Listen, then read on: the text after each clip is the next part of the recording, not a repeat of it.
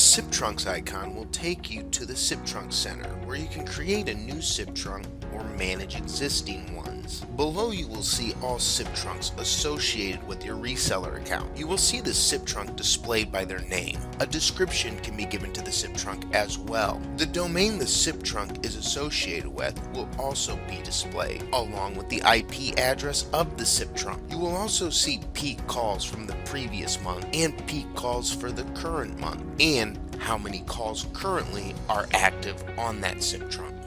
To add a connection, click the Add SIP Trunk icon. You will be taken to the Add SIP Trunk window, Basic tab.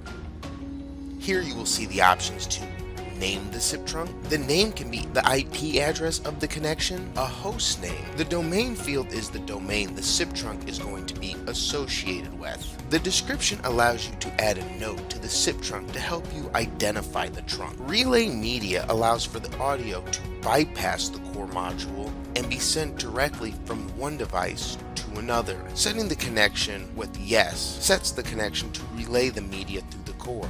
Don't care will have the media bypass the core and be sent directly to the destination. Never will also have media bypass the core and be sent directly to the destination. Below is the trunk type option. Setting the trunk type to bidirectional allows for the connection to send and receive calls.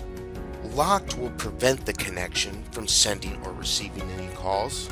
This option is useful if you need to suspend a connection. Origination only will allow for inbound calls from the connection. The connection will not be able to send outbound. Termination only will allow only outbound calls from the connection and not accept any inbound calls.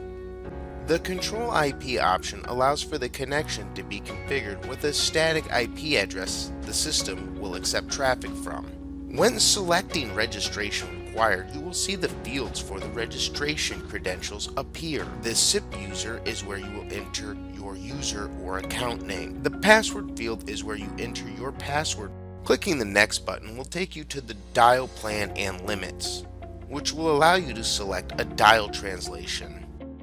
The dial translation is a sequence of digits used to route calls based off the source and destination of the call. The dial permissions is a sequence of digits used to deny or permit calls based off the destination trying to be reached. If you are unsure which dial translation or dial permission to select, talk to your system administrator.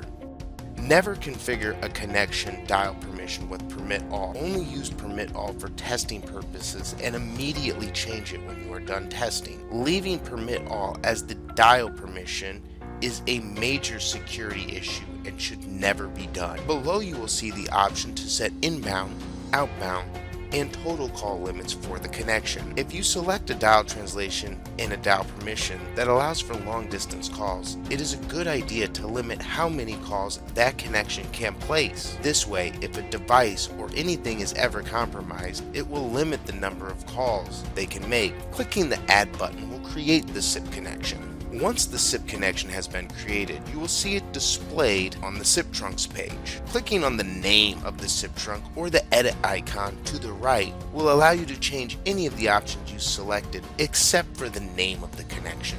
You will also see the failover and header manipulation tabs appear. Clicking the failover tab will allow you to allow failover. This will allow you to send calls to an extension or a phone number if the connection is busy, if the connection has an issue and is offline, or when calls go unanswered. Header manipulation allows you to modify the SIP header, user, and destination for requests to or from URI. Delete a connection. Simply click the delete icon next to the connection.